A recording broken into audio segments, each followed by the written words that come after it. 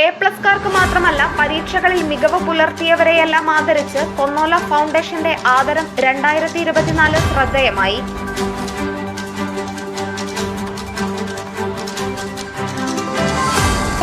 നേടിയവരെ മാത്രം പരസ്യവേദിയിൽ അനുമോദിക്കുകയും ഇതിൽ മനംനൊന്ത് ആത്മഹത്യയ്ക്ക് പോലും കുട്ടികളെ പ്രേരിപ്പിക്കുകയും ചെയ്യുന്ന കാലത്ത് പരീക്ഷയിൽ വിജയിച്ച എല്ലാവരെയും ഒരേപോലെ പൊതുവേദിയിൽ ആദരിച്ച് കൊന്നോല ഫൗണ്ടേഷൻ മാതൃകയായി.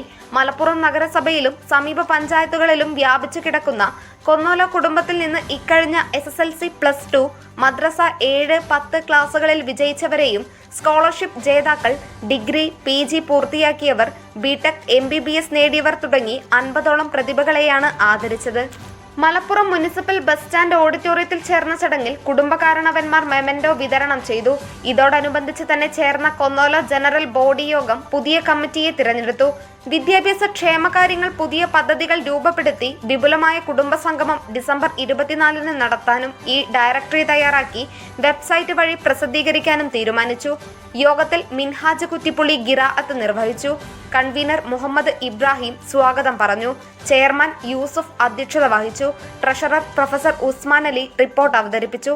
മുഹമ്മദ് ഇക്ബാൽ, അമീർ, സുബൈർ, ഡോക്ടർ ഇബ്രാഹിം, അൻവർ എന്നിവർ സംസാരിച്ചു.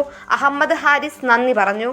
ആലി മാസ്റ്റർ, ഹുസൈൻ ചമ്മങ്കടവ്, അബ്ദുൽ ഹമീദ് നൂറാടി, അബൂബക്കർ കൈനോട്, കുഞ്ഞി മുഹമ്മദ് കടൂപ്പുറം, സൈദലവി ചേളാരി, മൂസക്കുട്ടി മാങ്ങാട്ടുപുലം, ഹംസ മുണ്ടക്കയം, സൈദ് കൈനോട്, യൂസുഫ് കുറ്റിപ്പുളി തുടങ്ങിയവർ മെമന്റോ വിതരണം ചെയ്തു. SS news Malappuram. SS media മലബാറിന്റെയും മലപ്പുറത്തിന്റെയും വാർത്തകളും വിശേഷങ്ങളും അറിയാൻ ഈ ചാനൽ ഇപ്പോൾ തന്നെ സബ്സ്ക്രൈബ് ചെയ്യുക.